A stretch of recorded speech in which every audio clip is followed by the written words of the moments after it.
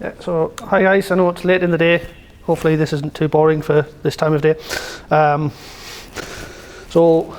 those of you who don't know who I am, I'm Michael Hughes. I'm a staff QA engineer with Bazaar Voice. For those of you who don't know who Bazaar Voice are, we do consumer generated content is our biggest thing. So if you're shopping for things online and you're reading reviews and you're not on Amazon, more than likely that review has come from somewhere within our network. Our biggest power is our network, but what I'm here to talk today to is the team that I'm on. We are rewriting our sampling platform. Basically, to explain what sampling is, if a brand has a new product that has no reviews, or a product or an existing product that has very few reviews, it's quite often a good idea to give this stuff away for free and get people to review it when they've been given it for free. So we run a sampling program that enables this. It's an old piece of software written in PHP. It was written as a proof of concept and went live, generates an awful lot of money for the company. It's horrible, it's really hard to maintain, it's just plain nasty. To give you an idea of how nasty, at one point the configuration file before it was split out was 30,000 lines of PHP.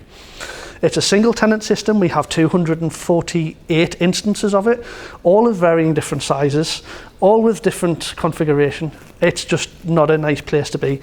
So the team that I'm on, we're rewriting this using modern techniques. We're actually using microservices. So obviously the advantage of microservices is they're individually scalable.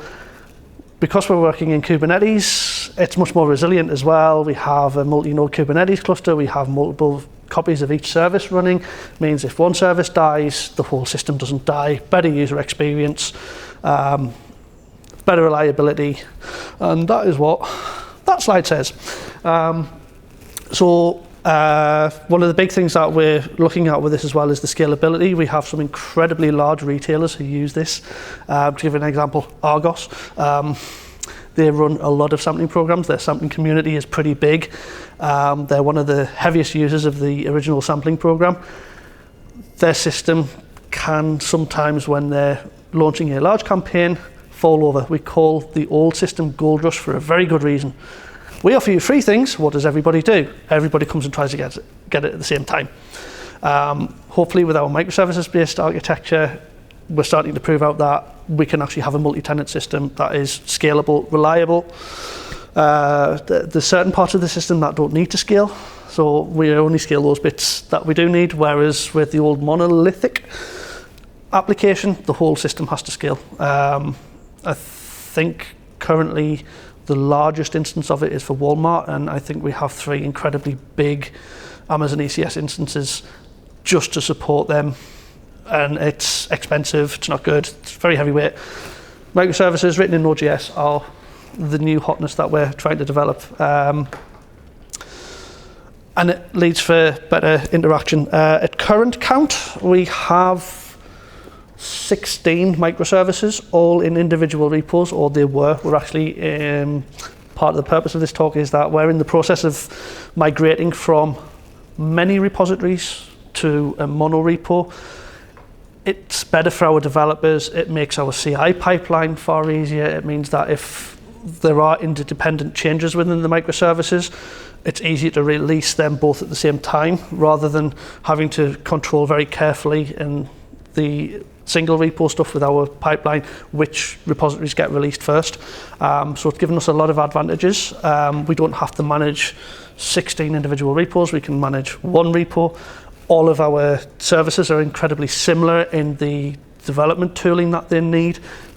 It reduces a lot of our code churn and a lot of our code duplication for our development infrastructure itself. And like I say, it makes our CI system a lot less complex, more reliable. We are running in one repository rather than running 16 separate jobs. It just makes things a lot easier. And part of this as well is versioning. We have 16 services. What version do we want this service to be? It says here, eeny, meeny, miny version. We don't care, is the answer to that. We actually use standard commit messages. so that we can allow the tool that we're using to manage our monorepo to actually choose the versions for us. All of our services are individually versioned so that we can actually have different versions in different environments. We currently have 4 environments. We have a test environment, which we break all the time, where all of our really, really cool stuff gets done. Our DevOps engineer at the moment is scripting our Jenkins, so we no longer have to care about that being blown away, which is very nice of him. We have a development environment, which is where we put the latest and greatest stuff,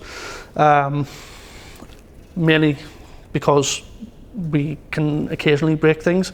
It means we get to check the interdependencies, our end-to-end tests, our integration tests all run in that environment. We then have a QA environment, which actually gets released to a wider audience. So we have a completely separate front end, and the front end is configurable to point at different backends. So the QA environment is actually used by our services team, who are the guys who are going to be using this stuff. So the QA environment lets us have almost the latest and greatest in there. It's a more stable environment for user acceptance testing and that kind of thing. And then when we go to production, which should happen fairly soon. Don't look at me. Yeah, I know. Yeah, it should happen fairly soon. We're hoping end of the month, beginning of next month sort of time. That will then let us feed into that environment as well. Our current thing about versioning is we really, really don't care. We don't want to have to manage our versions. We just want tools to do it for us. In our old repositories, where we're using a tool called Semantic Release, which takes a standard changelog and decides what version it's going to release for you next. The tool we're using for our monorepo learner, it does the same thing. The commit messages are a slightly different format, and I will give you a live demo of that when I finish speaking. So we have a lovely CICD pipeline. Again, it's all, pretty much everything we do is ephemeral. We don't care whether it gets blown away. The data is safe in a Mongo database, in an Atlas instance. Everything else, all of our services, we can blow them away, spin them up, and it just points at the data and gets on with it, which is very, very nice. Like I say, our DevOps engineer is very close to actually making our CI/CD pipeline the same. All of our CI/CD pipeline is as code anyway, just our Jenkins setup isn't. It's very, very nearly there. I think he's got 1 or 2 jobs which need a little bit of tweaking to get to that point, but it's a great way to keep on top of evolving services. It delivers straight into our QA environment, means that our QA environment is always up to date with whatever the latest code changes. It builds on every commit to any branch, but only ever releases off the develop branch. It builds on the develop branch, it builds an artifact. So it builds a Docker image, which is our release artifact, that is tagged with the same version that it's releasing. Again, Learner, the tool that we use, and Semantic Release in the previous incarnation actually helps us do that. It tells us what the new version is going to be, so we can then tag our Docker image with that. And that image is the same one that sits in QA when it gets released to QA, and will be exactly the same one as goes in production when we go to production as well. So we can track the production image build all the way back through to the commit that the developer did, which makes it very, very easy. And that's an example of what our very parallel pipeline looks like. Check out the code, install dependencies, detect any changes. If there's no changes at that point, the pipeline stops. We don't need to go any further because nothing's changed. That doesn't happen very often. But, so then in parallel, it runs some tests, builds the production images, and then this actually comes down to about here. There's 22 containers go into our end-to-end pod that we spin up every time the develop branch is built. It's actually off our develop branch. So our end-to-end tests are actually ran on a clean pod every single time a release is done. So we know that all of the different varying versions of the different services actually interact well together. And apart from the ones being built, you can see here there's 2 being built, so config service and notification service. Their configuration comes from their code. The configuration for every single other one of these things comes directly from our QA environment. So that way we know that we're using the right versions of those particular services. You can see it builds the E2E config and then runs the tests. does some static code analysis. If there's any, we use Pact for contract testing between some of the services. So if there's any changes in those, it publishes that. And then you can see your deploy step. So that's it actually, because everything else is passed, that's it actually deploying directly into our sampling 2 namespace on our Kubernetes cluster. And then it tells us via Slack that it's done all of this stuff for us. And this is a screenshot from our Wevescope. You can see there's a lot of things in there. This moves around quite a lot nicely. If you've never seen Wevescope before running against the Kubernetes cluster, it is pretty awesome. You can see, I think I had this stuck on memory usage. So you can see the little blue bit filling up each of the different shapes is the amount of memory that particular container is using at the time. You can see we have an awful lot of containers in there. If they're stacked like this, that's actually multiple instances of the same container. It tracks all of the live connections between stuff. It is pretty cool. So we use this quite a lot as part of our monitoring and load testing. And this is just a list of tools that we use.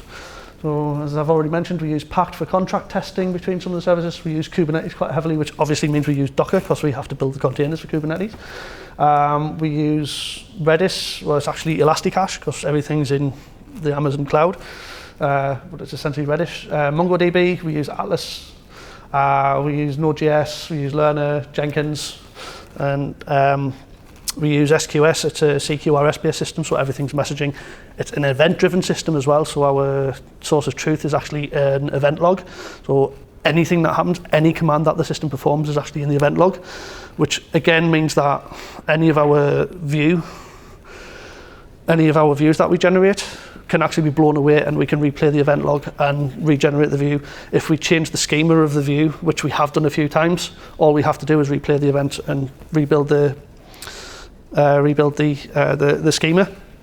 And as I've said, we're not in production yet, so we're getting there. We've got a couple of things that we need to do. We've just started performance testing this thing. It's proving interesting with the performance testing. One of our developers added an extra piece of monitoring, an extra container into one of our pods, which, because of the level of the load, actually ran out of memory and the whole pod restarted, which then meant all of the tests failed. So like, well, that was good. Can we move that container out into its own pod and actually talk to it via a service? That makes more sense. So that actually happened, so that the pod actually didn't keep falling over. So the load tests actually helped us prove that out. One of the things we're looking at is so-called chaos testing. So we know how it will react if we take certain parts of it away. So we have an outward-facing container which everything gets routed through. We know that if we lose that, nothing else will happen. But there's certain other containers that sit behind that. So we have a command container that sits behind that actually is responsible for telling the other services via an SQS queue to make the changes. So if that goes away, nothing will happen, but people will still be able to see things because the view side of it is a completely separate service. So what I'd like to show you now is the magic that we have with Lerner, which hopefully should work, fingers crossed. I did try this earlier and it did work. If I can get the right window. It is one of these. You can tell how well prepared I am for this. There it is. So currently, this is our monorepo. We have npx learner changed -8. So this is me asking Lerner what's changed. You can see there's a lot of things changed. So practically every service in this monorepo has actually changed at the moment. Like you say, we use standard commit messages to actually commit this. So as you can see above, if I do git status again, you can see I've got a few changes in there. If I do, so we use a wee tool called CommitIM to help us with our messages, because with Lerner, you have to be very, very careful with your commit messages. So there's a CommitIM plugin that does it. So it takes me through a wizard to actually to do this, and I forgot a step. I need to do a git dot, otherwise it won't do anything.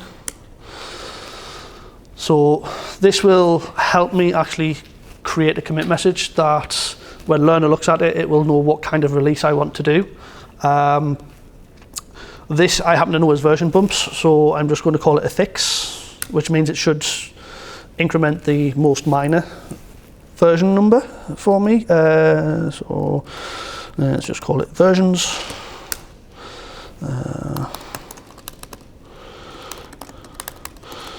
Obviously, you should write better commit messages than I have just written there. There are no breaking changes. Well, I hope there are no breaking changes. But what that will tell learner is that it should be a major version, no matter what else you've told it. If the breaking changes block exists, it will be a major version bump for those particular things. There aren't any issues close by that, and it gives me, with learner as well, there's an extra line in the commit messages that actually tells you which packages within the learner repo have actually been affected. So this is what this is doing. It automatically chooses all the ones that are affected, and I think all of them are affected. So we have a pre-commit hook which does some linting and runs all of our unit tests, but only on packages that have changed since the develop branch, which happens to be not a lot of them. So there's only 31 tests run there, and I happen to know there's something in the region of 400 in this repo. So if I'm... What is my branch called? No more xsync. So what this command is telling learner is that I want to use conventional commit messages to build my changelog and decide what versions these things should go to. I'm doing a dry run here because our CI pipeline actually runs this exact command. So I don't want to generate the changelog. I don't want to actually do any git tags. I don't want to push it to GitHub. I don't want to run the commit hooks. But yes, I want to do it, and I want to do it on this branch. I want to allow this branch to do it. By default, it will only work on the main branch of your project. So by default, it will only work on, in ours, it happens to be develop. So if I run that, hopefully it should tell me what it's going to do. Excellent. So sampling test common is going to go from version 121 to 122, and that's actually an NPM package that will then get published to our private repo. The fraud checker service will go from 122 to 130. Happy days. Member obfuscator 061 to 070, etc., etc., etc. So you can see I don't care what versions they are. All I'm saying is I'm making a there must obviously be a feature commit on this branch as well that hasn't been built yet. So there's a feature commit and a fix commit. It actually looks at both of those and goes, oh, right, okay, so a fix is a patch increase, but a feature is actually a minor version increase. So it takes precedence over the fix. Hence, it's actually incremented the minor one. And hopefully the git log should show me that. Yeah, so I've got, you can see the last commit I made there was the versions, and you can see it affects all of the services as I picked in the wizard. There's a chore there, so I actually made a dumb change in our package.json file and needed to back that out, so I just did another commit for it. And you can see there's a feature commit there.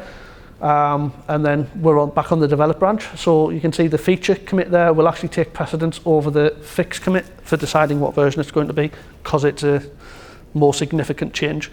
And if there was a breaking change in there as well, you'd see breaking change in all capital letters in the commit message. It would then automatically increment the major version number. But it means that it's all hands off. Teach your developers how to write these commit messages, and they are a standard commit message. I think they're called Angular commit messages. That means that we then completely hands-off version. Everything gets released nicely. It means that everything gets tagged properly with the correct versions, and we're all happy. But that's how we manage our monorepo as well with this learner tool. So with learner as well, we can ingest existing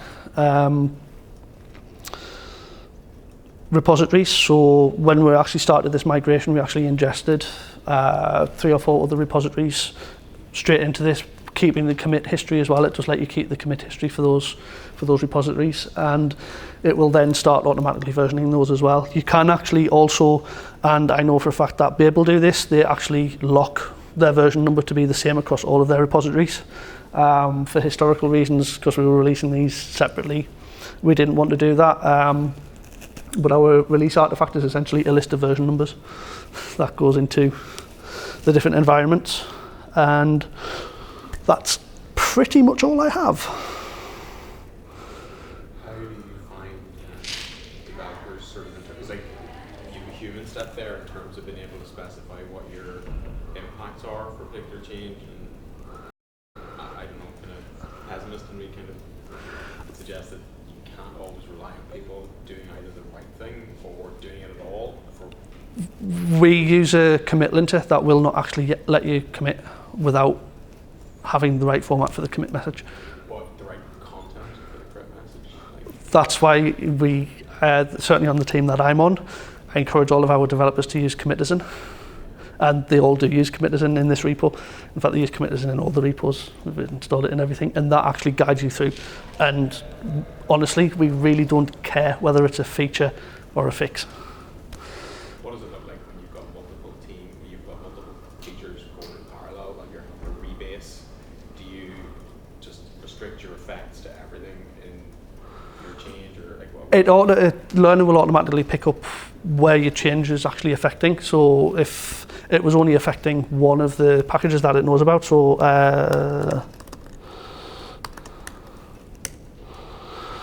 if I only changed, for instance, the fraud checker, it would only bump the version on the fraud checker and would leave the rest of them alone. What are you using for your dependency checks in the pipeline? In the pipeline, it's usually OWASP.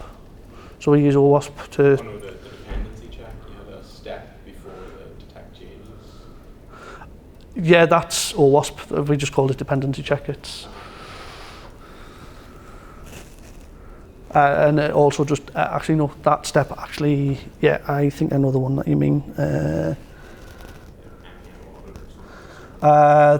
detect the dependencies, that's just installing the dependencies. Oh, okay. Yeah, that's just installing the dependencies, so we use NPM for that. Yeah, we use OWASP right there. So the OWASP scanner, which actually can be unreliable. The detect changes, does that then impact the build steps? You know, between two things? Yes, yeah. So if I was to kick this build off, if I was to commit, actually push my code there, it would detect that all of these things have changed and actually build all of them. We looked at using Babel in the past for kind of like sort of change in awareness, monorepos, and this it's horrible. Yeah. Yeah. No. Basil, sorry. Yes. Yeah. Basil. Yeah. Yeah. I know the one you mean. Yeah. We looked at that as well and just went, no, this is far easier. We've had to, because we don't release NPM packages from everything. Our release artifacts are Docker images. We actually have to prevent it actually doing. We have to mark the packages as private so it doesn't try and push NPM packages. Are you doing anything with likes of a total and stuff like that for supply chain integrity? No, we're not at the moment. It's stuff that we're looking at for our production readiness. We've got a huge backlog of production readiness tickets that stuff like that is included in. I'm not going to hold this up to the speaker, but I'll hold it up to John this time. Yeah, so yeah, I mean, it's a fairly simple pipeline that we use. It's all, like I say, it's all as code. It's a shared library. Going with Learner has actually simplified it immensely because we don't have to cope with so many different moving parts, and it's all in one file instead of 12 files, which is nice. But yeah, we're still not production ready yet. There are other steps that we need to put in here, which is why this releases to our QA environment. And we actually have a scheduled task that runs every 10 minutes, that runs our end-to-end tests every 10 minutes against that QA environment. We have recently actually developed the same kind of idea for our UI tests as well. And the UI tests point at the QA environment too. But we also have non-intrusive UI tests as well. so that we can actually check in production whether stuff's deployed properly. Not that we're going to be allowed a production user to do so, but yeah, it all happens automatically, which is the nice thing. It's hands off. We've tried to make it as hands off as we possibly can. Anybody else? Any questions? I can show you the code for the pipeline if you like. It's not very interesting, but many different steps. It's very, very long. So you can see we just have a list of services. We use the Kubernetes plugin for Jenkins to actually spin stuff up. See, there we go, check out SEM. And then we have this magic step abort if triggered by Jenkins push. So we actually have a Jenkins machine user, and learner will stick a specific commit message in when it actually does the versioning, because it actually does a commit to GitHub, which I can actually show you. So it does nice stuff on GitHub. So it actually creates a GitHub release. So you can see we've had 99 releases. And the last one was the sampling notification stuff. So it actually tells you what things have changed in the release, and it generates the changelog for you, which is really, really nice. And it generates one release for each artifact, which is nice. So there's a release for each artifact and a changelog for each artifact. And it will also close any pull requests. It will also tag any pull requests that it's released against as well, or it usually does. Sometimes it doesn't. Yeah, this actually isn't. I haven't got that configured properly, obviously. Semantic release actually does, and learner uses semantic release under the hood. I need to do a wee bit configuration with it, but we're nearly there. But it does actually create releases, which is nice. So if anybody else has any other questions, otherwise I'm done, and thank you for your time.